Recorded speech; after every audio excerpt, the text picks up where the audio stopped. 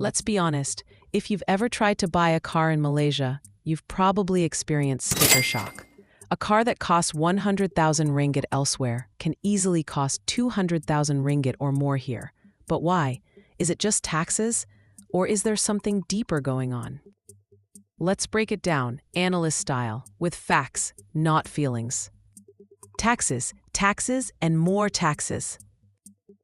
This is indeed a primary driver behind the high cost of cars in Malaysia, boasting one of the more complex and impactful automotive tax structures globally.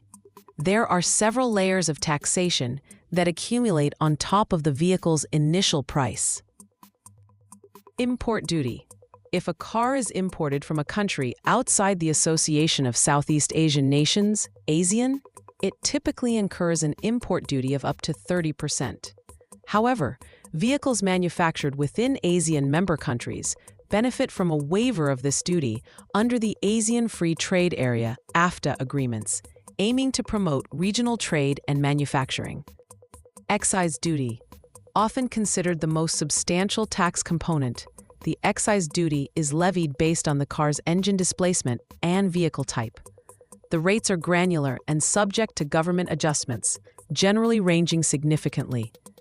While your initial range of 60% to 105% provides a general idea of the impact, the specific percentages vary considerably across different vehicle segments and engine capacities. This duty is applied to the ex-factory price of the vehicle, plus any applicable import duty. Sales and Service Tax (SST). Currently, a standard 10% sales and service tax (SST) is applied to the final price of the vehicle, after the import duty, if applicable, and excise duty have been added. This cascading effect of taxes significantly inflates the final price for consumers. Here's a simplified illustration of how these taxes can compound. Imagine a car with an ex-factory price of 100,000 ringgit, imported from outside ASEAN, thus subject to 30% import duty, and falling under an excise duty bracket of, say, 80%. Import duty, 100,000 ringgit times 30% equals 30,000 ringgit. Price after import duty, 130,000 ringgit. Excise duty at 80%, 130,000 ringgit times 80% equals 104,000 ringgit. Price after excise duty, 234,000 ringgit.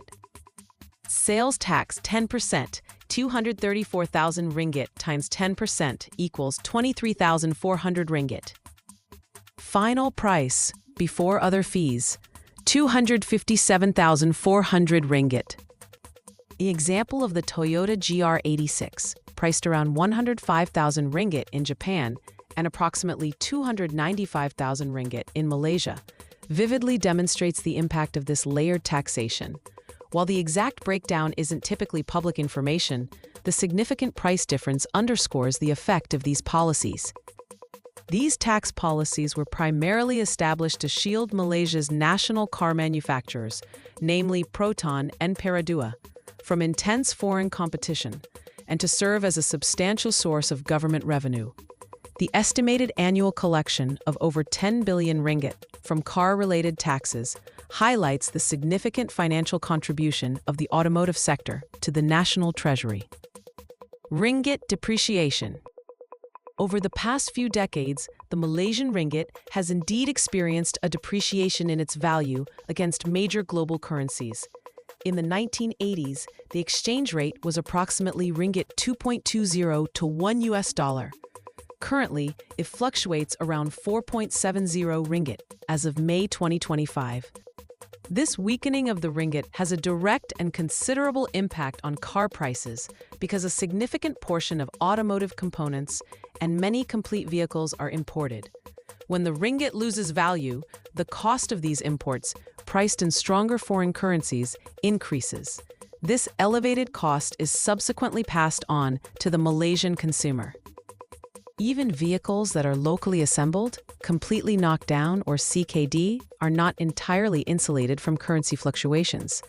Essential components such as engines, electronic control units, advanced safety systems, and specialized steel are often imported. Therefore, the prevailing exchange rates play a more critical role in determining car prices than many might initially consider. Small market equals no scale. Malaysia's annual vehicle sales volume of approximately 600,000 units is relatively modest when compared to larger automotive markets in the region and globally. For instance, Thailand typically records sales exceeding 800,000 units annually, while major automotive nations like Germany or Japan sell in the millions. This smaller market size has several implications for car pricing. Limited economies of scale. Lower production and sales volumes mean that manufacturers and local assemblers cannot achieve the same cost efficiencies as in larger markets. This results in higher per-unit production costs. Reduced bargaining power. Local distributors may have less leverage in negotiating favorable prices with global automotive manufacturers due to the smaller market size. Lower investment in local assembly. Some international car brands might find the investment required for significant local assembly operations in Malaysia less economically viable, given the relatively smaller sales volumes. Less intense competition. A smaller market might attract fewer players or less aggressive pricing strategies compared to highly competitive, large markets. Essentially, the fundamental economics of production dictate that smaller production runs typically lead to higher per-unit costs, which ultimately contribute to higher prices for consumers. Protectionist policies. As you correctly identified, Malaysia's National Automotive Policy, NAP, has historically incorporated measures that actively protect and support the growth of local automotive manufacturers, primarily Proton and Peradua. A key mechanism in this protection is the imposition of higher taxes and duties on foreign-made vehicles. Proton and Peradua benefit from various forms of government support, including tax incentives, grants, and preferential treatment in certain areas. This enables them to price their vehicles more competitively compared to fully imported models. This policy framework inherently creates an uneven playing field. A completely built-up CBU vehicle imported by brands like Honda, Toyota, or BMW must absorb the full impact of import duties and excise taxes, significantly increasing their retail prices. In contrast, national car manufacturers face a less burdensome tax regime, allowing them to offer vehicles at more accessible price points. The intention behind these protectionist measures is to foster the development of a domestic automotive industry, create local employment, and build technological capabilities within the nation. While successful in establishing national car brands, it has also contributed significantly to the higher prices of foreign vehicles in the Malaysian market. Cost of ownership isn't so bad. It is true that once a vehicle is purchased in Malaysia, the ongoing costs of ownership can be relatively manageable compared to some other countries in the region and beyond. Fuel subsidies. Malaysia has historically maintained a system of fuel subsidies, making petrol and diesel prices among the lowest in Southeast Asia. While the specifics of these subsidies can be subject to government policy changes and global oil prices, they generally help to keep running costs down for vehicle owners. Road tax and insurance. The annual road tax and insurance premiums in Malaysia are generally considered to be relatively affordable, particularly when compared to countries like Singapore or the United Kingdom. These costs vary based on engine capacity, vehicle type, and other factors, but are often lower than in many developed nations. However, it's crucial to reiterate that these lower recurring costs do not negate the significant financial hurdle posed by the high initial purchase price of a vehicle. This upfront cost is the primary reason why many Malaysians resort to long-term car loans, often extending up to 9 years, simply to afford the monthly repayments. It is not uncommon for individuals to allocate a substantial portion of their monthly income, ranging from 20% to 30%, solely towards car financing. Secondhand market is inflated too.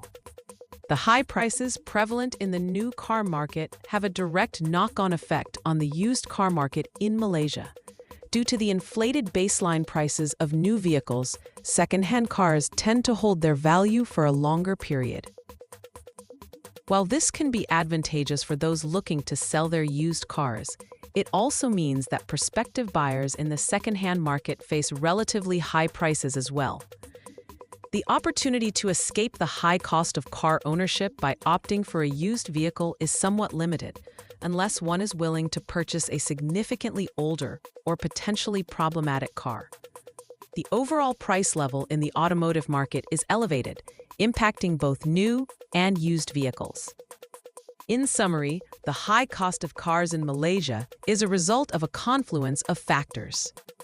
A multi-layered and often substantial tax system. The weakening of the Malaysian ringgit against major global currencies. The relatively small size of the domestic automotive market, limiting economies of scale. Government policies, particularly the National Automotive Policy, designed to protect and support local car manufacturers.